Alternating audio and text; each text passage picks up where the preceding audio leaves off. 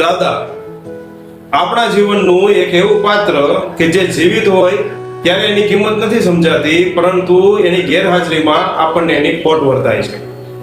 દાદા એટલે એક એવો અડીખમ વડલો કે જે તમને છાયા જ આપે, દુનિયાના તડકા તમને લાગવા નથી દેતા. દાદા એટલે એ શિક્ષક કે જે તમને ગણિત તો નથી શીખવતા પણ ગણતર શીખવે છે. દાદા એટલે એ આકાશ કે દુનિયાની તમામ તકલીફો પોતાની ઉપર લઈ લે અને તમને વર્તાવા પણ ના દે. આવા તો કેટલાય ઉદાહરણો છે, છતાં આપણને કેવું સાંભળવા મળે છે ખબર, કે આણે તો લોહી પીધું છે, આ તો જાય તો સારું, આની કિટકિટથી કંટાળી ગયા છે.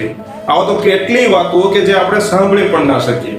પણ ના દોસ્ત, દાદા જીવ્યા ને ત્યાં સુધી ફક્ત તમને આપ્યું છે, લીધું કઈ નથી. તમે ગમે એટલો તિરસ્કાર કરશો, એક વખત તમારા પિતા તમને બોલી જશે પણ દાદા નહીં, કેમ કે કહેવાય છે ને કે દાદાની મૂડીનું વ્યાજ વાલું જ હોય છે. એના માટે તમે એ બાળક છો કે જેને ચાલતા નથી આવડતું, બોલતા નથી આવડતું, જે દુનિયાથી અજાણ છે. એટલે માટે કે દાદાની કિટકિટ તમારા માટેની ચિંતા છે વાલા. માટે જ્યાં સુધી છે ને ત્યાં સુધી જીવી લ્યો, પછી નહીં હોય ને તો ફક્ત અહેસાસ જ રહી જશે, પણ એ માયલો નહીં હોય, એ જીવ નહીં હોય, અને એ વટ વૃક્ષની છાયા નહીં હોય.